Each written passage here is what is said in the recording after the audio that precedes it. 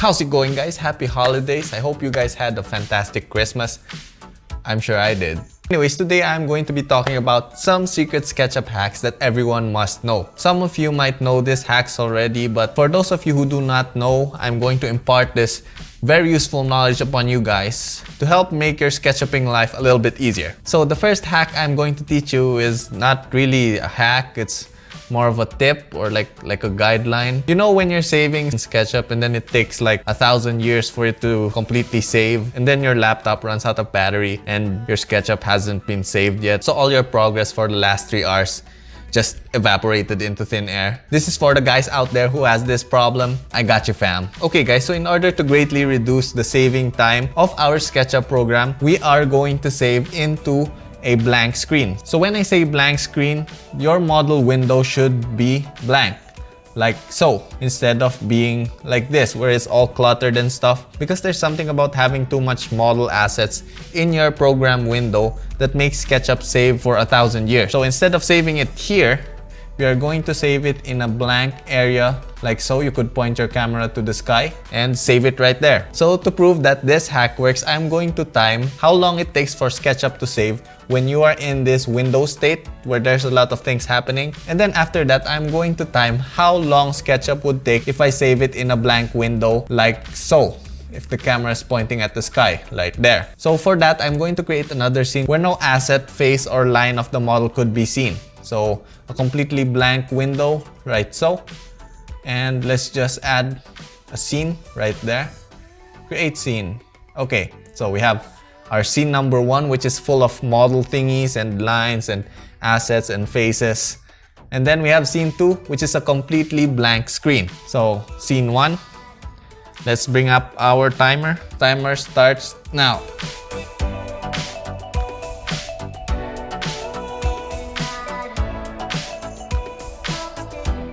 Stop. Okay, so it took SketchUp 19 seconds to save our whole model when all the assets and lines and all that other stuff going on the window is up. So we are going to do that with a blank window. Move to scene number 2 and file, save as, test save number 2, and go.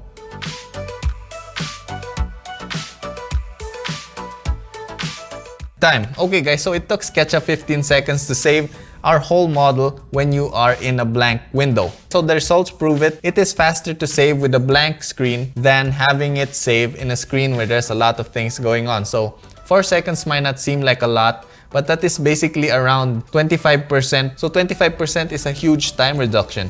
Imagine if you have to save a whole model that is 300 megabytes and it saves for like 10 minutes. So 25% reduction, it'll just save for 7.5 minutes. So you have 2.5 minutes to like watch some of my YouTube videos. Anyways, enough of the self-promotion. Let's move on to our next hack.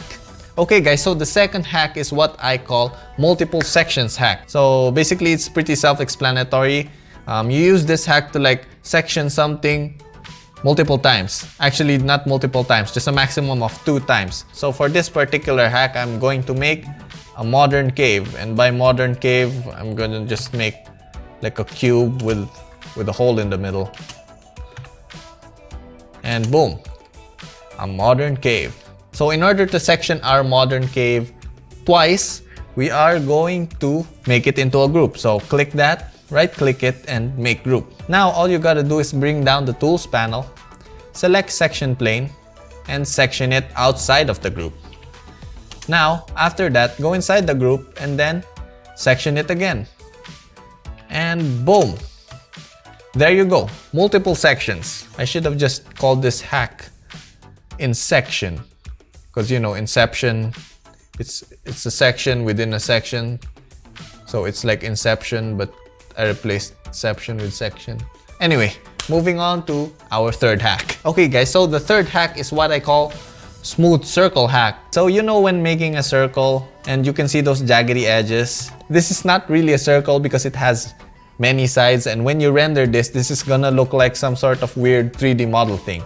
So in order to avoid this, what I do is I just click the circle and then right click it and then click entity info, and then this whole pop-up box is gonna come out. So as you guys could see, it's a 24 segment circle, not really a circle. A shape with 24 sides is an icosahedron.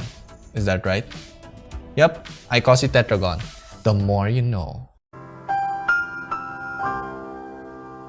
Anyways, we're going off topic. So in order to make this icosahedron look more circular, we are going to add the segments of this. So to do that, we are going to go to our entity info tab and then just double the segments. So let's say 48, enter, and boom. Now our icosahedron is now looking more like a circle. So when you extrude that, that looks more like a cylinder than it was a while ago. So you could also do the reverse of this. So instead of doing that, we are just going to turn this icosahedron into a hexagon. So just change the segments into 6, press enter, and boom, we have a hexagon. Make it 12, dodecahedron, make it 5, we have a pentagon. Basically, works both ways. If you want a more circular object, just add the segments. If you want a more rudimentary shape, just reduce the segments, and there you go. An easy hack or an easy way how to make any shape with any number of sides. I should have called this the any shape, any number of sides hack. Okay, moving on to hack number 4. So have you guys ever experienced when you are rendering, the shot is just not too wide, or like the camera's field of view is a little bit narrow and you want it to be a little bit wider so that you could include more of the interior space? So this next hack is what I call Sketchup wider field of view render camera hack. Probably won't remember that later. Right here we have this scene I did like a few years ago, maybe 5 years ago when I was still in college. So let's say you just want the field of view to be a little bit more wider. So in order to do that, we are going to restore down our SketchUp window. We are just going to click these toggle buttons on the side of your close button. Make sure not to click the close button, you're gonna have a bad time. Okay, so click that and your SketchUp window should just turn into this like semi-minimized, not really minimized, but a little bit minimized window. And then what you do is just drag that to the edges of your window and then drag this bottom part up. And as you're doing that, you guys could see that both sides of our frame is going to be expanded, thus a wider field of view. Now you could just render that. I won't render it right now because my computer might overheat and explode. I don't want that happening right now because I still have to edit this video. But just take my word for it, guys. In order to have a wider field of view, just drag this up like so, expanding your whole window left and right, thus achieving that wide angle effect. Alright guys, so we are now on hack number 5. So this is one of the things I wish I knew when I started using SketchUp. So back when I was in school, I didn't know these commands. I really feel like a super dumbass right now for not knowing this for a very long time. I just recently discovered this hack. But that is why I'm showing you guys this hack so you don't feel the way that I feel right now. Anyways, I call this hack the array hack. So most of you guys may know this. Good for you guys. But this is for you guys out there who do not know this hack. So back when I did not know this hack, I used to array like I just click this object right here and then move it, press Control and move it outward like so, and then just repeat that process for as many times as I needed it to be. And then I discovered this whole hack that I'm about to show you guys. So in order to array this object, all we got to do is click it and then press M for move and then drag it out into the direction you want your array to be, like so. Now that we have that, all you got to do is type on your keyboard the number of times you want this object to be copied. So let's say I want this object to be replicated 5 times. Press 5 and press X for 5 times and then press enter. And boom, there you go. We now have 5 copies of that object. So let's say you want this object arrayed around a polar point or around a circle. So let's create our circle.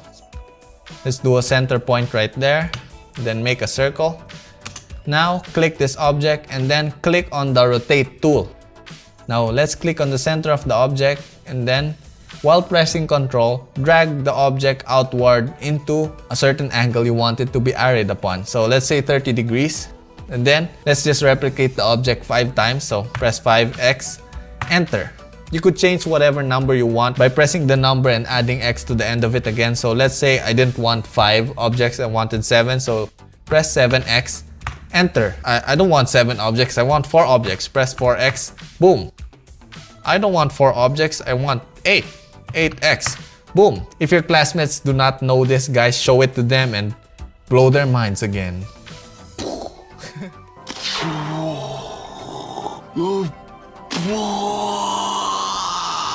Alright guys, we are now at the end of our video. This is the 6th and last hack, and I call this hack the arrow keys to lock your direction hack. Let's say I have an object right here and I wanted to move it along the green axis. We could just do it manually by pressing M and just moving it like so that it locks into the green axis. But you know, sometimes you just mess up and you know it doesn't want to go to the green axis. So in order to do that, just press left arrow key and boom, it is now locked into the green axis. So whatever I do with the mouse, it's just going to stay on the green axis. I can even like go berserk with the mouse and everything, and it's just gonna lock into our green axis. So let's say you want it to move on the red axis. All you got to do is press the right arrow button and boom, it is locked on the red axis. So let's say you want this thing to move on the blue axis. So I can't get it to snap onto the blue axis. All you got to do is press the up arrow button and it is now locked into the blue axis. Amazing, Llyan. That catchphrase is never gonna catch on. Anyways, that is the end of our SketchUp tutorial hack thingy. What was the title of this video again? Totally forgot what I said a while ago. Anyways, I hope you guys learned something very useful from these hacks. If not, still subscribe and like and comment this video so that makes me happy inside. And you know, it's Christmas and everything. Anyways, I made this video for you guys out there who are struggling with SketchUp, or you know, who did not know this hack, so that it's going to make your SketchUp workflow a little bit faster and going to generally make your life a little bit happier. Just like you did when you click that subscribe button. Anyways, thank you guys for watching. I will see you guys on my next video. Flying peace!